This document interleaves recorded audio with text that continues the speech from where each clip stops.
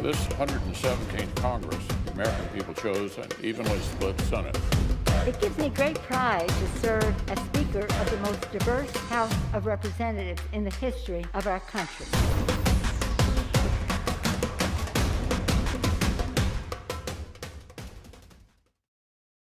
Hi, everyone, and welcome to Washington Post Live. I'm Marianna Sotomayor, congressional reporter at the Washington Post covering the House of Representatives. That's why I am very excited to have this timely conversation with Congressman Jim Clyburn. He is, of course, the third highest ranking Democrat in the House, serving as the majority whip. Congressman, thank you so much for joining me today. Well, thank you very much for having me. There's so many things I want to ask you about, but of course I need to start where the news has been in the last 24 hours, which is of course the Supreme Court.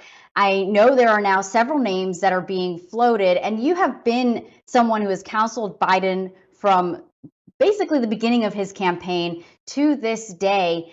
Even though a lot of your colleagues are actually thinking that Judge Ketanji Brown Jackson seems to be the front runner, there's been one consistent name for you, one consistent recommendation, and that, of course, is Judge J. Michelle Childs. Can you tell us a little bit about her, why you like her so much, and whether you've spoken to Biden or Childs in the last 24 hours, given the Breyer retirement news? Well, thank you very much for having me. Let me start with the latter part of your question. No, I have not talked to President Biden or with Michelle Childs in the last 24 or 48 hours, or even the last several days. In fact, I can't remember the last time I talked with Michelle. I did talk with the president a couple of weeks ago. And of course, I have been talking with President Biden for some time now about the United States Supreme Court. As you know, I'm the father of three daughters. They are very professional women. They are achievers. None of them are lawyers or interested in the Supreme Court from a personal standpoint. But they are women. They're Black women. And they have been insulted over the years, like so many other Black women, that we now have 5 women who have served on the United States Supreme Court. Not a single time has a Black woman ever been seriously considered. And so I took that issue up with then candidate Biden back in 2020, that I thought that the time had arrived for us to do something about that. How many times have you heard it said that Black women are the backbone of the Democratic Party? Well, you just can't say it. You got to show it. I happen to have been born and raised in the Parsonage, and I believe it's their deeds that matter, not their words. And so President Biden made it a commitment at the Charleston debate back in February 2 years ago, and said that if he got the opportunity, he would appoint or nominate a African-American woman to serve on the court. And he has reiterated in recent days that he plans to keep that commitment. Now, as it relates to who, I don't have anything against the 7 or 8 names that I have seen floated as possibilities. They're all great people. The fact of the matter is, I have been discussing Michelle Childs with the president and his people now for, I guess, at least 13 months. Now, she has been nominated to the D.C. circuit that everybody says is the second most powerful and most important court in the country. Michelle Childs is from a blue-collar family. She is a graduate of a Florida public university. She's a graduate of the South Carolina Public Law School. She has been deputy director of a state agency. She has been a workers' comp judge, knowing the corporate side of the world as well as the labor. She was deputy director of the Labor Department here in South Carolina. She knows the labor issues. She knows the management issues. And that's why everywhere I go, people tell me what an outstanding federal judge she has been at the district level. So she has what I call the kind of background and experiences that we ought to have, that the judges and jurists ought to have. And I am very, very concerned that we take on this elitist kind of atmosphere when we pretend that the only way you can demonstrate, let's say, qualifications is to go to certain schools. Well, I don't think that's right. Thurgood Marshall was an outstanding jurist, an HBCU graduate, in fact, 2 times.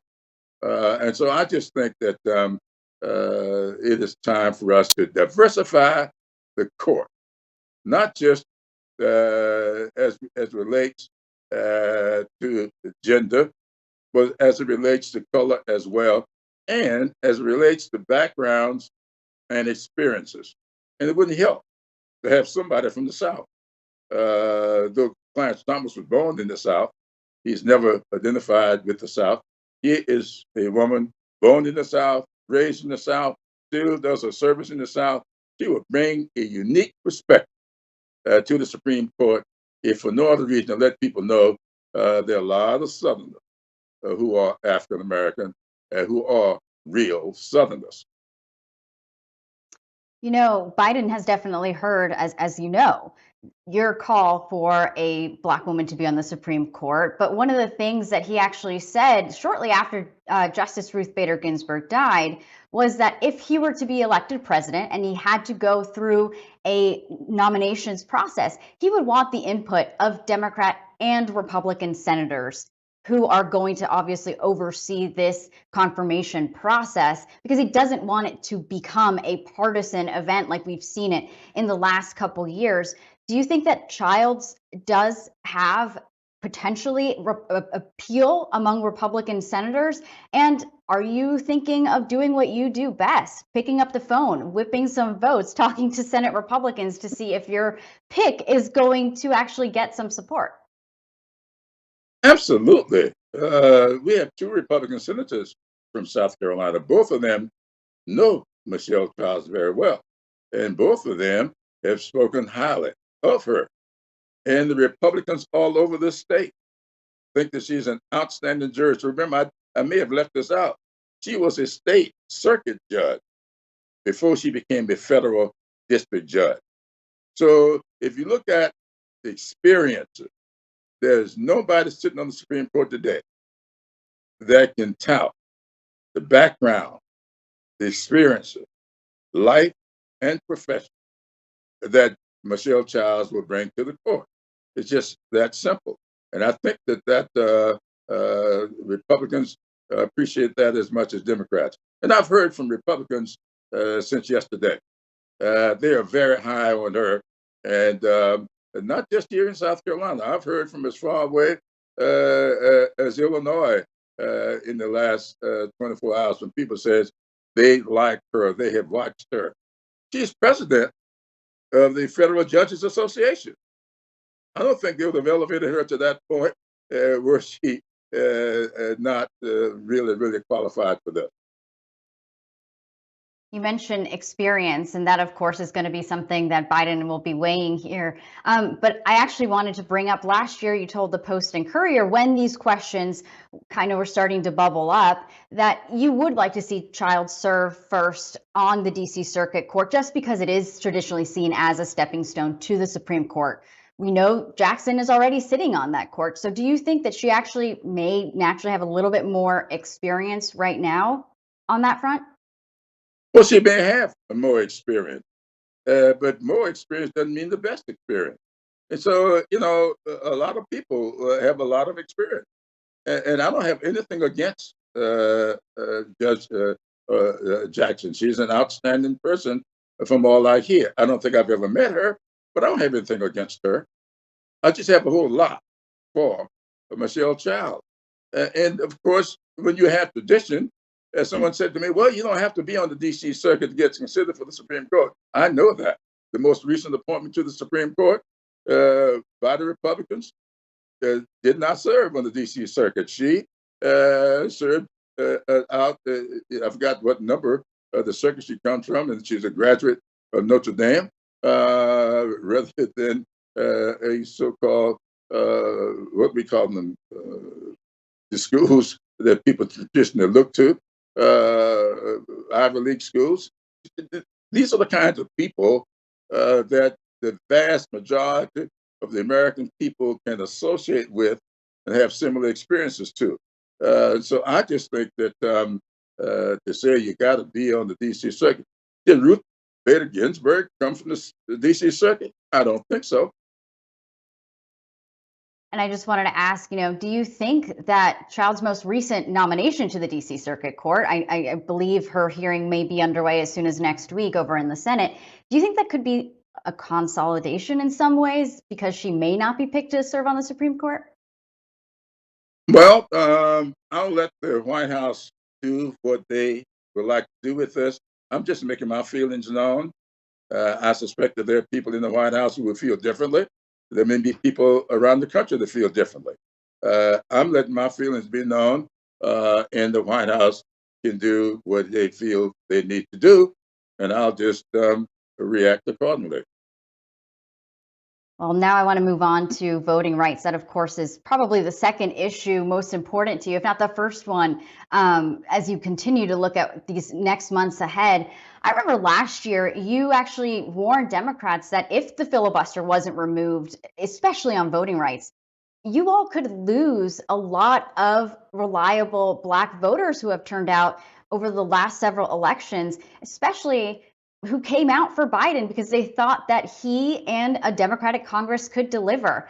I know that latest polls have shown that within the Black community, Biden's approval rating has dropped from 90% to 60 currently. I'm curious to hear from you on that loss of momentum, why that is, and what you all can do to make sure that these voters turn out in the midterms. Well, these numbers bear out what I was saying last year. The fact of the matter is, people have certain expectations. You may recall when Joe Biden's campaign was in need of energy.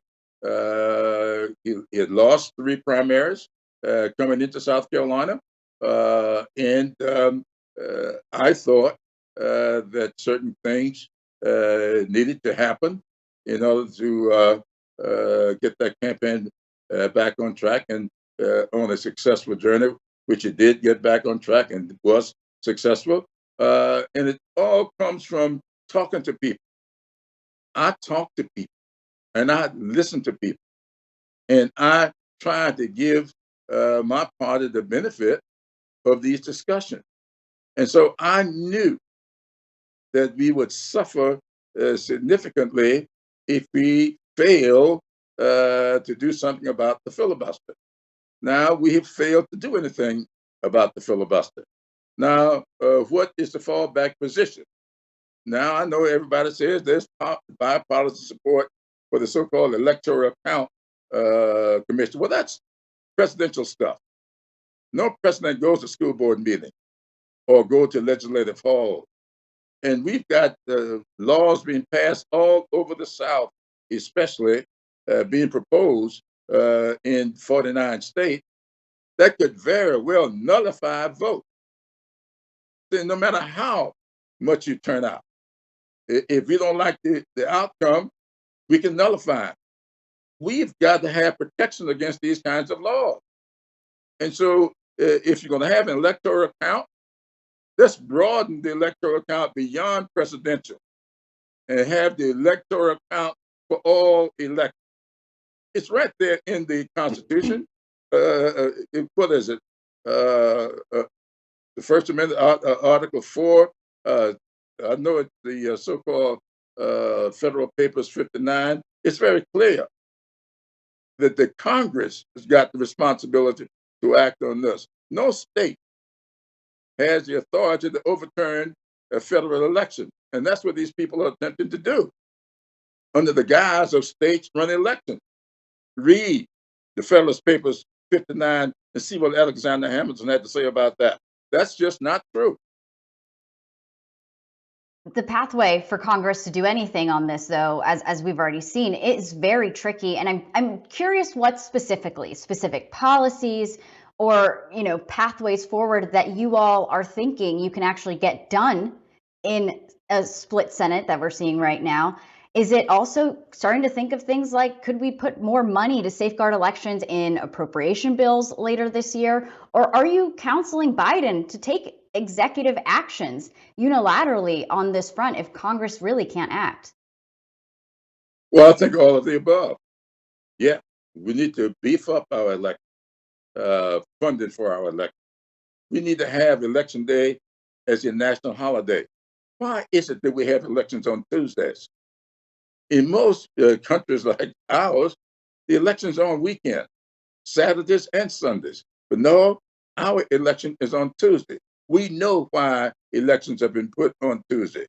Working people have to go to work. And then we don't have a national holiday for election day. Why? It's because it was built for the elite. We know that. That's what the system is all about. And we need to update our electoral system all across the board. Have a national holiday for elections so that everybody can go and vote. Have a pre-clearance. And people have got a history of changing these laws as they're doing down in Georgia and Texas and Florida, as well as some other states up in the Northeast to make it harder to vote. Have pre-clearance to make sure that the Justice Department or a court take a look at it and determine whether or not it discriminates. Why is it that Ohio just threw out congressional redistricting in that state, and Alabama just threw out justice redistricting there? And two of that three judge panel were appointed by Trump. And they said, this is unfair to Black people. So come on, we know it's unfair. The courts are telling us it's unfair. So why won't the legislature respond? You mentioned a number of different reforms you would like to see. I'm curious, have you asked Biden to pass these through executive action? I don't see the pathway right now for being able to even address all of that through Congress. Is he open to possibly doing things unilaterally on that front? Well, quite frankly, that's a discussion that I have not had with President Joe Biden. I understand that there are people who have had that discussion with him. And I'm not opposed to that. As you know, executive orders, you may know, I've been a big proponent of executive orders. I asked the Obama administration to use it more than they use it because I happen to know that the Emancipation Proclamation was an executive order and it freed the slave. I happen to know that the armed services in 1948 was integrated with an executive order from Harry Truman. So I believe in executive orders. I sit where I sit today because of executive orders. I do know that the Constitution was amended later with the 13th Amendment, which came several years after the Emancipation Proclamation, but the slaves had already been freed. So the executive order can do a lot. And if that's what the president wants to use, I don't oppose that. In fact, I would propose it. I just have not had that discussion with him. I wanted to get your point of view on something that some Congressional Black Caucus members have been looking at as maybe something that the House could at least pass this year. Of course, that is H.R. 40, that reparations bill that would essentially create a committee to study reparations. Do you want to see that come to the floor? Is that possibly something that could help, let your voters and constituents know that you are listening to their concerns when it comes to all of these things that you all have not been able to do and deliver for Black voters, whether it's voting rights, it's policing? Could this be another way to justice on that front? Look, contrary to all the foolishness that's run out on social media, I am a co-sponsor of H.R. 40. I have been co-sponsoring that bill ever since a former member that proposed it, even before Sheila Jackson Lee proposed the legislation. I have had long discussions with her about H.R. 40. I've given my suggestions as to what we could do with H.R. 40 in order to get it to be more palatable to the 208, to get the 218 votes that we need to pass it. So I'm not opposed to HR 40. I ask people, though, to remember that the root word for reparations is repair. Repair. We're trying to repair some things. Alexis de Tocqueville told us in his Federalist Papers back in the 1830s that America's greatness is not that we are more enlightened than any other nation, but rather because we've always been able to repair our fault. So I'm all for doing this study and finding out what we can do to repair our fault. So I support that. Now, out on the internet, you see other kind of foolishness that people are saying that I do not support this and I don't support that. I wish they'd spend a little time and take a look at what the legislation is and really talk to Sheila Jackson Lee and ask about the conversation that I've had with her. My job as a vote counter is to understand where the votes are and what we need to do to make legislation palatable so that we can get the 218 votes that are needed to pass the bill. And that's what I've been doing on this. I wanted to squeeze in a question to get your take on the pathway ahead, given that the midterms are just several months away. You know, Biden's approval ratings, of course, are low. And there are a number of vulnerable Democrats within the caucus who are saying that maybe Democrats should just really start focusing and messaging on things that you all have been able to deliver on, could possibly deliver on, like this America Competes Act, instead of the things that you haven't been able to. I'm curious to know, what is right now the pathway to keep the majority, given that even just a couple hours ago, the D-S-C added more members to that frontline list, to that vulnerable list? And the reason we're adding more members to that vulnerable list is because we've got redistricting taking place that's unfair. Georgia, for instance, has redistricted to be unfair. They put Carolyn Bordeaux and Lucy McBath in the same district. Why? Because they're being unfair. And that's why lawsuits need to be filed down there, not to say that we've got a Supreme Court that will be fair. I don't think they're going to be fair on women's rights. I don't think they're going to be fair on civil rights. So we are in a position of needing to do some things. Hopefully the people will understand that we are dealing with a problem with our courts in many instances. So I applaud the court down there in Alabama for the position they just took as it relates to redistricting. But look, we should not focus on the glass as being half empty. We need to focus on the glass being half full. We've passed the Rescue Act. That might have gotten us 25% of the way, a quarter of the glass. We've passed the infrastructure bill. That got us the half full. We have not yet passed Build Back Better, which will get us 3/4 of the way, nor have we done voting rights, which will give us the full glass. But let's concentrate on the glass being half full, and we still got time to try to get the glass full up the rest of the way. So, you know, we can talk about what we haven't done. I saw polls out this morning that says that Joe Biden's program are getting up to 60% approval. Infrastructure bill approval. Build Back Better approved by the electorate. But his numbers are low, simply because we have allowed the discussion to take place over what we have not done rather than over what we have done. I was surprised to find out yesterday that there were people who did not know that Joe Biden in his first year has nominated more people of color to the federal bench than anybody. He's now appointed 8 African-American women to the district courts. That's the total of all presidents before him.